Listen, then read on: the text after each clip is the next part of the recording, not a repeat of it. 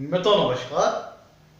मैं सुधीर श्रीवास्तव ज्योतिष अनुसंधान केंद्र में आपका स्वागत करता हूं। मित्रों, आप लोगों ने मेरे चैनल को अगर अभी तक सब्सक्राइब नहीं किया है तो जल्द सब्सक्राइब करें ताकि मेरे आने वाले नए एपिसोड और वीडियोस की सबसे पहले आपको जानकारी मिल पाए।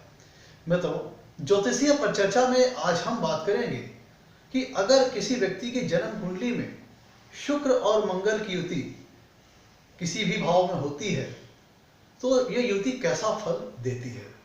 मित्रों, शुक्र और मंगल की युति के जब विषय में हम बात करते हैं, ये एक ऐसी युति है जो कि जैसे ही कोई भी ज्योतिष शास्त्र के प्रति सीखने के प्रति इच्छुक है या ज्योतिष शास्त्र का ज्ञाता है, वो जैसे ही सुनता है कि कुंडली में शुक्र मंगल युति है तो वह रोमांचित हो जाता है, क्योंकि इस युति की अपनी विलक्षण विशेषताएं हैं।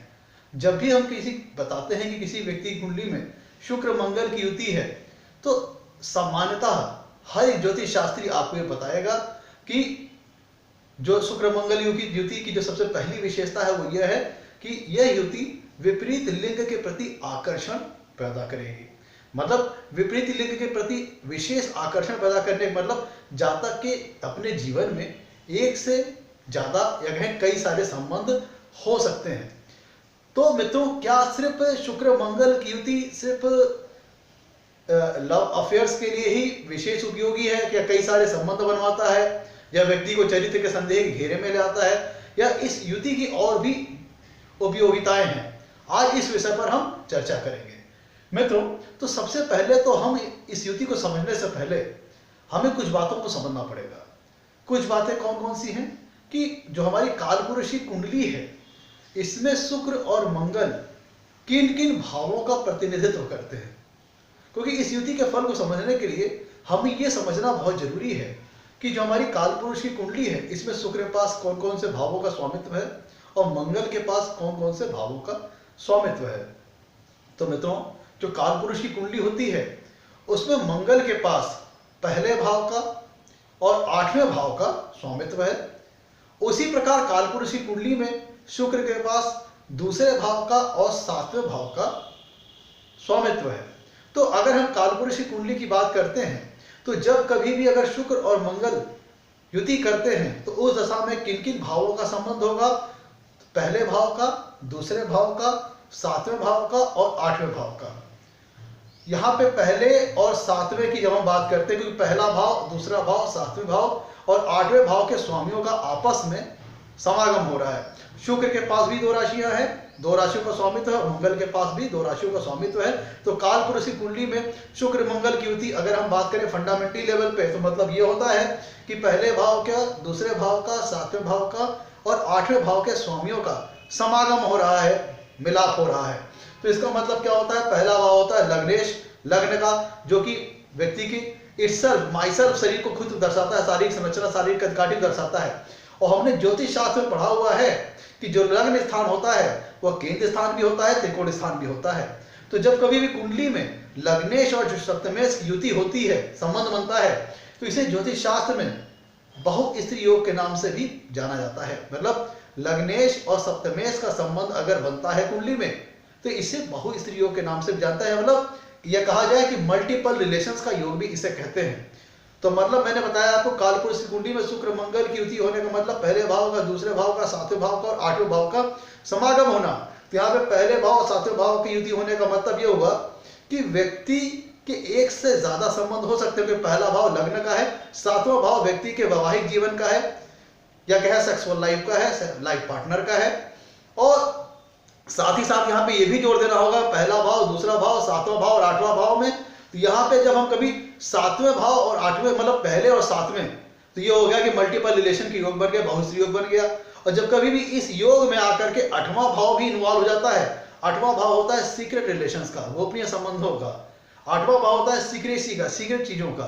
तो जब कभी भी पहला, दूसरा और 7वां भाव जिसमें शामिल था ही, और जिसमें जब 8वां भाव भी मिल गया कालपुरुष की कुंडली में, तो उसका मतलब ये हुआ कि व्यक्ति के अपने जीवन में वैवाहिक जीवन के अलावा एक्स्ट्रा मैरिटल अफेयर्स भी हो सकते हैं, सीक्रेट रिलेशंस भी हो सकते हैं। क्योंकि कालपुरुष की कुंडली में शुक्र मंगल युति की अगर हम बात करें तो वहां पे समागम हो रहा है पहले भाव का, दूसरे भाव का, 7वें भाव का और 8वें भाव का। 7वां भाव हो गया दाम्पत्य जीवन का, सेक्सुअल लाइफ का, काम व्यक्ति की काम शक्ति का, और 8वां भाव हो गया व्यक्ति के सिक्रेसी का, सीक्रेट रिलेशंस का। तो यहाँ पे मतलब हो गया व्यक्ति के, यहाँ पे कहने का तात्पर्य ये है, ऐसा नहीं कि व्यक्ति का विवाह नहीं होगा, विवाह होगा, लेकिन यहाँ पे ये भी जरूर हो सकता है कि विवाह के बाद व्यक्ति के कई सारे संबंध बन जाए, या विवाह के पहले हो, या मतलब कह लीजिए कि किन प्रकार ने व्यक्ति के जीवन में एक से ज्यादा संबंध हो सकते हैं। और यहाँ पे इस युति में जो मैंने बताया आपको, पहला भाव, दूसरे भाव, 7वें भाव और 8वें भाव का कालपुरुष कुंडली की युति, कालपुरुष की कुंडली में शुक्र मंगल की युति द्वारा इन भावों का समागम होता है। तो इसमें दूसरा भाव भी इन्वॉल्व है। दूसरा भाव इन्वॉल्व होने का मतलब हुआ वेल्थ का, धन संपत्ति का, कुटुंब का। तो हमारे जीवन में जो शुक्र होता है, शुक्र के पास नैसर्गिक कारकत्व किन किन चीजों का है? वेल्थ का, धन का, कार का, ऑर्नामेंट्स का, वाइफ का, क्योंकि कुंडली में जो कालपुरुष कुंडली में शुक्र के पास किन किन भावों का स्वामित्व है? दूसरे भाव का, 7वें भाव का। दूसरे भाव से हो गया वेल्थ, और 7वें भाव से हो गया व्यक्ति की सेक्सुअल लाइफ का, मैरिज लाइफ का, और उसकी लाइफ पार्टनर का, उसकी मैरिटल लाइफ का, या कहें कि उसकी जो सेक्सुअल प्रोडक्टिविटी है उसका भी पता हमें 7वें भाव से चलता है। तो जो शुक्र के पास जिन चीजों का नैसर्गिक कारकत्व है वो है वेल्थ का, रुपए पैसे का, गाड़ी वाहन, मतलब घर मकान बंगला, ये सब सारी चीजों का, और साथ ही साथ व्यक्ति की मैरिटल लाइफ का, लव लाइफ का, सेक्सुअल लाइफ का, इन सब चीजों का कारक भी शुक्र होता है। और शुक्र के पास सीमेन, जो वीर का कारक भी शुक्र होता है। साथ ही साथ मंगल की अगर हम बात करें तो मंगल को कुंडली में किन किन चीजों का नैसर्गिक कारकत्व प्राप्त है? तो मंगल को कुंडली में नैसर्गिक प्राप्त है, नैसर्गिक कारक प्राप्त है जो मंगल, विषय ध्यान दीजिएगा, जो मंगल ग्रह होता है 9 ग्रहों में मंगल ग्रह को सेनापति का दर्जा प्राप्त है। सेनापति कौन होता है? जो पराक्रम करने वाला हो, जो हिम्मत करने वाला हो, जो साहस करने वाला हो। तो उसी प्रकार से मंगल के पास नैसर्गिक कारकत्व है एनर्जी का, रक्त का, व्यक्ति को इंपावरमेंट देने का, व्यक्ति को बोल्ड बनाने का, ब्रेव बनाने का, करेज करने का, व्यक्ति को साहस प्रदान करने का, हिम्मत प्रदान करने का, पराक्रम करने का, गट्स देना, डेयर करना, ये सब सारी चीजें मंगल देते हैं। तो अब देखा जाए तो शुक्र का नैसर्गिक कारकत्व कौन सा हो गया? वेल्थ, जिसमें धन संपत्ति, गाड़ी मकान, बंगला वाहन, भौतिक सुख, जितने भी संसार में बनाए गए हैं सभी का रिप्रेजेंटेशन, प्रतिनिधित्व शुक्र ग्रह के पास है। और मंगल ग्रह जमीन का कारक है, एनर्जी का कारक है, शक्ति का कारक है, बल का कारक है, पावर का कारक है। व्यक्ति के जीवन में मंगल जो होता है व्यक्ति को हिम्मत देता है, साहस देता है, पराक्रम देता है। तो इन दोनों का मिलन हो रहा है। तो शुक्र मंगल की युति अगर किसी भी कुंडली में होती है तो क्या वो सभी कुंडलियों में एक जैसा फल देगी? बिल्कुल नहीं। तो यहाँ पे शुक्र मंगल की अगर हम बात करते हैं, शुक्र मंगल युति की, तो वो प्रत्येक कुंडली में जो उनका फल होगा वो कई चीजों पर निर्भर करेगा, कई चीजों पर उनका फल निर्भर करेगा, डिपेंड करेगा। वो चीजें कौन कौन सी हैं? पहले तो जो उनका नैसर्गिक कारक होता है, सबसे फंडामेंटल लेवल की बात करें तो शुक्र और मंगल का दोनों का जो नैसर्गिक कारकत्व है उनसे संबंधित चीजें निश्चित तौर पर प्रभावित होंगी, चाहे लग्न कोई भी हो, कुंडली कोई भी हो। ये सबसे फंडामेंटल लेवल की बात है। यहाँ पे मतलब दोनों का जो अपना मूल स्वभाव है, मूल गुण दोष स्वभाव जो है वो हर कुंडली में, हर लग्न में वो उनका झलकेगा, जो उनका नैसर्गिक स्वभाव है, जो उनका नेचुरल नेचर है। साथ ही साथ इस बात पर निर्भर करेगा कि किस लग्न विशेष में शुक्र मंगल की युति बन रही है। साथ ही साथ इस चीज पर निर्भर करेगा कि शुक्र और शुक्र मंगल का फल जो होगा, शुक्र मंगल युति का फल इस बात पर भी निर्भर करेगा किस लग्न में बन रहा है। साथ ही साथ कुंडली के किस भाव में शुक्र मंगल की युति बन रही है, ये भी शुक्र मंगल युति का फल निर्धारित करेगी।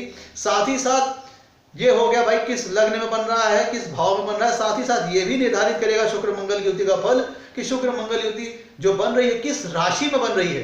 तो हमारे कई सारे कंपोनेंट्स हो गए कि जो कि शुक्र मंगल युति के फल को निर्धारित करते हैं। पहला तो उनका नैसर्गिक कारकत्व, इस संसार में जितनी भी प्रकार के भौतिक सुख है उन सब की रिस्पॉन्सिबिलिटी, रिप्रेजेंटेशन, प्रतिनिधित्व शुक्र ग्रह के पास है। जो भी चीजें हिम्मत, जिसमें हिम्मत इन्वॉल्व होती है, एनर्जी इन्वॉल्व होती है, साहस इन्वॉल्व होती है, पावर इन्वॉल्व होता है, वहां पे करेज इन्वॉल्व होता है, ब्रेवनेस इन्वॉल्व होता है, वहां पे मंगल आता है। मंगल के पास इन सब चीजों का नैसर्गिक कारकत्व है। तो जब कभी भी और लग्न प्रभावित करेगा, किस लग्न में बन रही है यह शुक्र मंगल युति को प्रभावित करेगा, किस भाव में बन रही है यह शुक्र मंगल युति के फल को प्रभावित करेगा, किस राशि में बन रही है यह शुक्र मंगल युति के फल को प्रभावित करेगा। साथ ही साथ कुंडली में शुक्र मंगल जो कुंडली में जिस भी भाव में युति कर रहे हैं, जिस राशि में युति कर रहे हैं, उन दोनों के बीच में जो डिग्री का अंतर है वह कितना ज्यादा है, ये बात वो कितना कम है, यह भी उन दोनों के फल को प्रभावित करेगा। मान लीजिए किसी कुंडली के किसी राशि में जहां पे शुक्र मंगल की युति हो रही है, अगर शुक्र बैठा है 10 डिग्री पे और मंगल बैठा है 12 डिग्री पे, तो दोनों के बीच में जो डिग्री का अंतर रहा वो रहा 2 डिग्री का। तो ऐसी दशा में क्या कहेंगे कि शुक्र मंगल की युति उस कुंडली के लिए, उस लग्न विशेष के लिए, उसमें जो युति हो रही है वो काफी स्ट्रांग है, काफी स्ट्रांग कंजक्शन है, क्योंकि दोनों के बीच में 2 ही डिग्री का डिफरेंस आ रहा है। लेकिन अब मान लीजिए एक और उदाहरण लेते हैं कि किसी कुंडली में शुक्र और मंगल की युति हो रही है, जिसमें शुक्र बैठा है 4 डिग्री पे और मंगल बैठे हैं जाकर के 29 डिग्री पे। तो उस दशा में शुक्र और मंगल के बीच में जो डिग्री का डिफरेंस आ रहा है वो आ रहा है 25 डिग्री का। तो जब 25 डिग्री का दोनों के बीच में डिफरेंस है, तो जो प्रथम दृष्टया, जो प्राइमरी लेवल पे हमें ये दिखाई देगा किसी राशि में, किसी भाव में शुक्र मंगल की युति हो रही है, लेकिन उनका जो फल आएगा वो नगण्य होगा, नेग्लिजिबल होगा। क्यों? क्योंकि शुक्र और मंगल के बीच में जो डिग्री का डिफरेंस है, दोनों के बीच में 25 डिग्री का फासला आ रहा है। तो मतलब युति होगी तो सिर्फ नाम मात्र की, उसका कोई फल नहीं आएगा। क्यों? क्योंकि दोनों के बीच में डिग्री का डिफरेंस बहुत ज्यादा है। तो हम लोगों ने मित्रों अभी तक ये जाना कौन कौन से कंपोनेंट्स, कौन कौन सी चीजें होती हैं कि जो शुक्र मंगल की युति को फल दे, जो शुक्र मंगल युति के जो फल होते हैं उनको प्रभावित करते हैं। तो शुक्र और मंगल की युति, अब हम ये क्लियर हो गया कि कालपुरुष की कुंडली में शुक्र मंगल पहले भाव का, दूसरे भाव का और 7वें भाव का, 8वें भाव का स्वामित्व रखते हैं। जब सबका समागम होगा तो निश्चित तौर पर वहां पे पहले और 7वें भाव का और 8वें भाव का मिलन हो रहा है, जो कि दर्शा रहा है कि व्यक्ति के जीवन में सीक्रेट लव अफेयर्स हो सकते हैं, मल्टीपल रिलेशंस बन सकते हैं। तो यहाँ पर जो एक बात निर्विवादित तौर पर उभर के आती है वो ये है कि शुक्र मंगल की युति अगर जन्म कुंडली में बन रही है तो ऐसे व्यक्ति का अपने विपरीत लिंग के प्रति विशेष आकर्षण होगा। वह व्यक्ति अपने आप को बहुत ज्यादा कह लिया जाए कि किसी न किसी प्रकार, एक प्रकार उसके जीवन में मल्टीपल रिलेशंस स्थापित हो सकते हैं।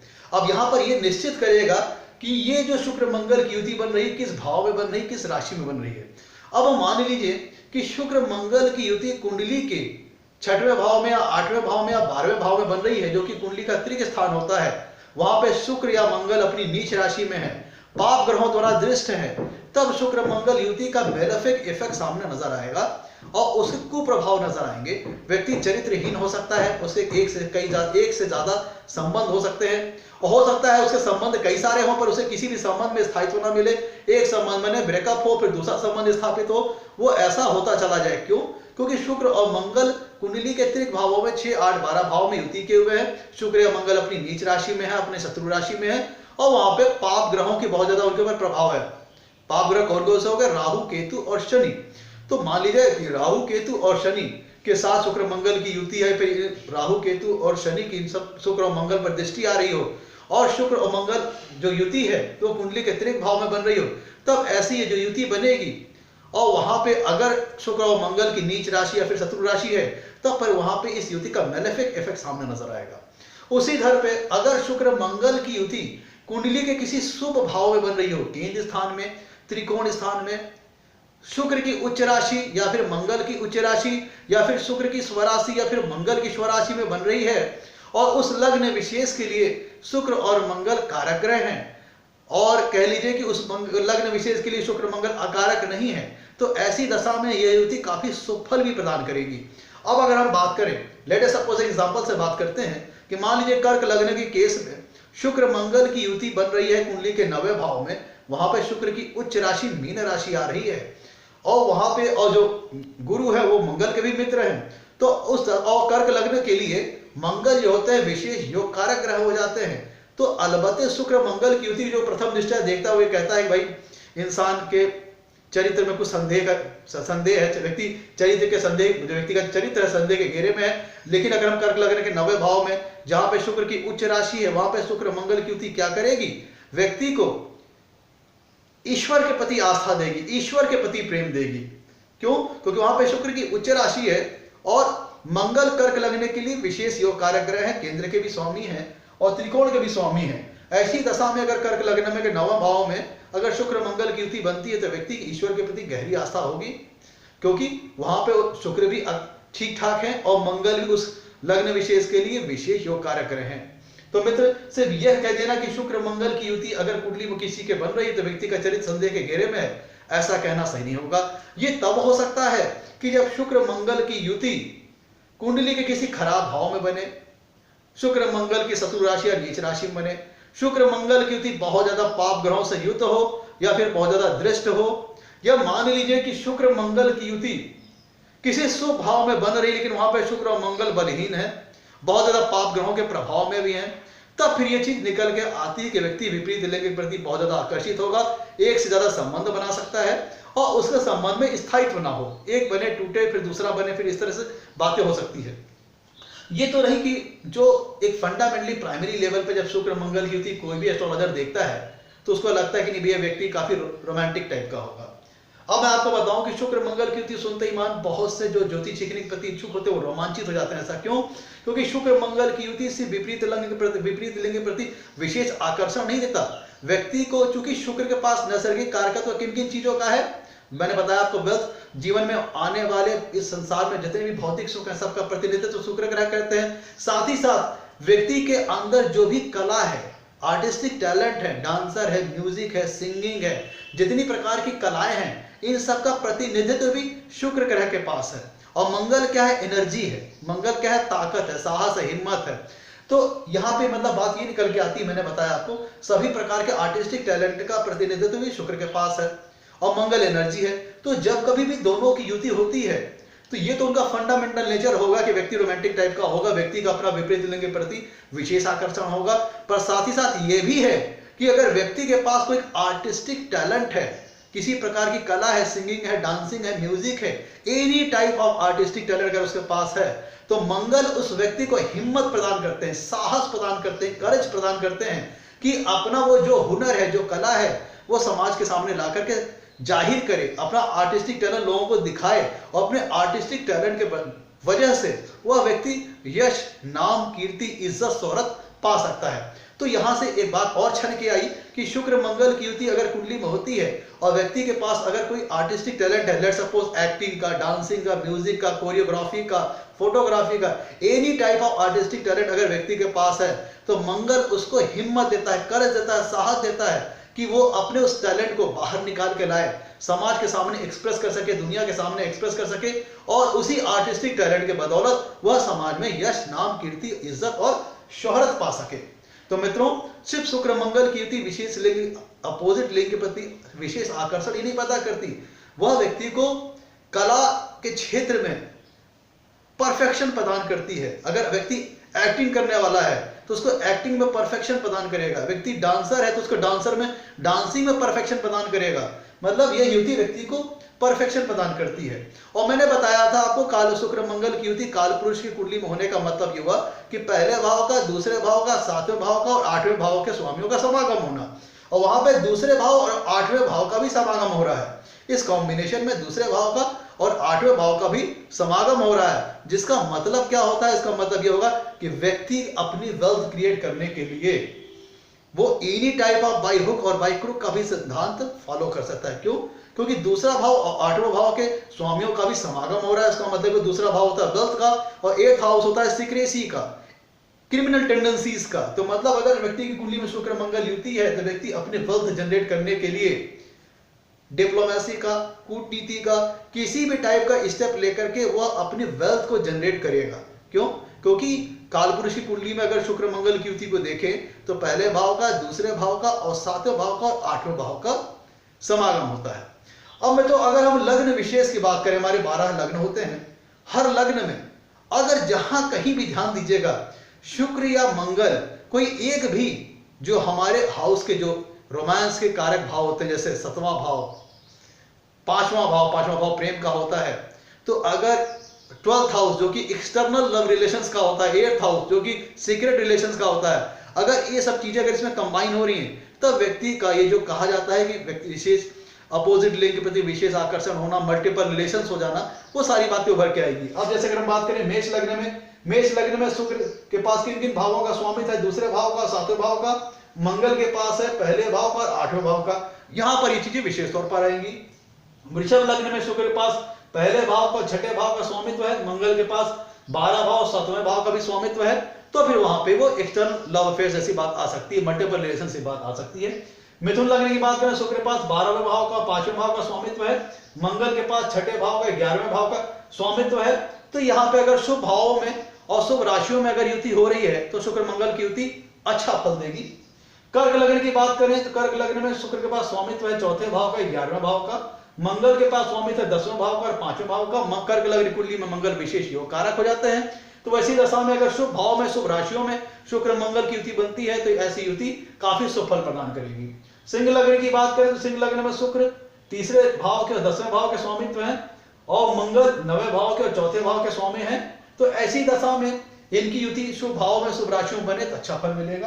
कन्या लग्न की बात करें तो शुक्र दूसरे भाव के 9वें भाव के स्वामित्व है और मंगल 8वें भाव के तीसरे भाव के स्वामित्व है। तो यहां भी वही बात आएगी, शुभ भावों में बने शुभ राशियों बने तो वह शुभ फल प्राप्त होगा।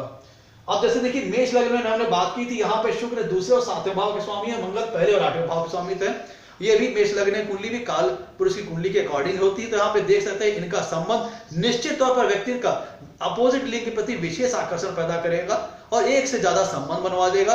हाँ, अगर अशुभ राशियों में अशुभ भावों में बहुत ज्यादा पाप ग्रहों के प्रभाव में युति बनती है तो निश्चित तौर पर व्यक्ति ऐसे अपने व्यक्ति चरित्र को कंट्रोल नहीं कर पाएगा और एक से ज्यादा संबंध वो बना बैठेगा। अब हम बात करते हैं कि अगर ये शुक्र मंगल की युति कुंडली में बन रही है और उस पर अगर नवमेश का भाग्येश का युति द्वारा या दृष्टि द्वारा प्रभाव आ रहा है या फिर गुरु का युति या दृष्टि द्वारा प्रभाव आ रहा है तो ऐसी दशा में शुक्र मंगल की युति अगर कुंडली में अशुभ फल दे रहे होंगे तो उनकी अशुभता में काफी कमी आ जाएगी। कब? ध्यान दीजिएगा, शुक्र मंगल की युति अगर कुंडली में मेलेफिक रिजल्ट प्रोड्यूस कर रही है और उनके ऊपर अगर नवमेश या फिर गुरु की युति या दृष्टि द्वारा प्रभाव आ गया उस युति के ऊपर तो उसके शुक्र मंगल की युति अगर कुंडली में अशुभ फल दे रही है, अशुभ फल देने की स्थिति में है तो उनकी अशुभता में काफी कमी आ जाएगी। उसी प्रकार से मित्रों आप देख सकते हैं कि सभी लग्नों के शुक्र के पास किन किन भावों का स्वामित्व है, मंगल के पास किन किन भावों का स्वामित्व है।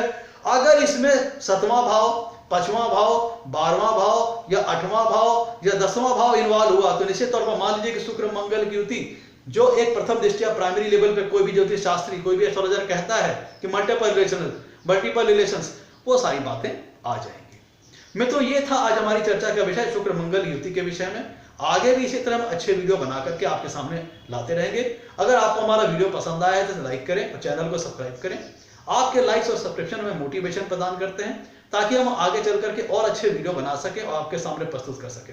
आज के लिए इतना ही मित्रों, धन्यवाद।